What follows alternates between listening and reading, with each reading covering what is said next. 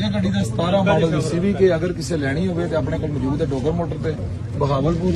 ਨਵੀਂ ਗੱਡੀ ਕਿੰਨੀ ਚੱਲ ਗਈ ਭਾਈ ਜਾਨ? 72,000 ਚੱਲੀ ਹੈ। ਕਿਸੇ ਨੇ ਵੀ ਇਹ ਗੱਡੀ ਲੈਣੀ ਹੈ ਆ ਜਾਓ ਸਾਡੇ ਕੋਲ ਡੋਗਰ ਮੋਟਰ ਤੇ। ਇਹ ਗੱਡੀ ਤੁਹਾਨੂੰ ਲੈ ਕੇ ਦਈਏ, ਸਾਫ ਸੁਥਰੀ ਗੱਡੀ ਹੈ।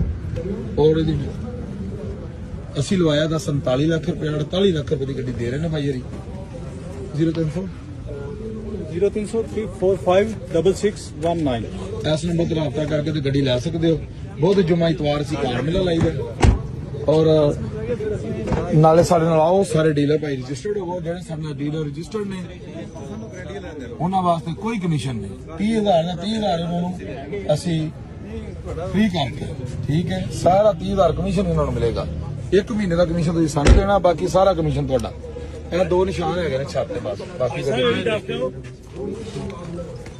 ਹਾਂਜੀ ਮੈਂ ਦੱਸੂਗੀ ਸੋਚ 1% ਡੋਗਰ ਮੋਟਰ ਦਾ 99% ਸਾਰੇ ਡੀਲਰ। ਹਾਂ 99% ਸਾਰਾ ਡੀਲਰਾਂ ਦੇ 1% ਸੋਚ ਡੋਗਰ। ਹੁਣ ਤੇ ਬੜੀ ਵੱਡੀ ਆਫਰ ਦੇ ਦਿੱਤੀ ਇਹਨਾਂ ਨੂੰ ਵੈਸੇ।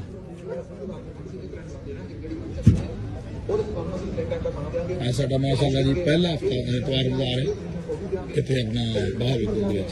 ਉਸ ਤੋਂ ਬਾਅਦ ਗੱਡੀਆਂ ਦੇਵਾਂਗੇ, ਉਸ ਤੋਂ ਬਾਅਦ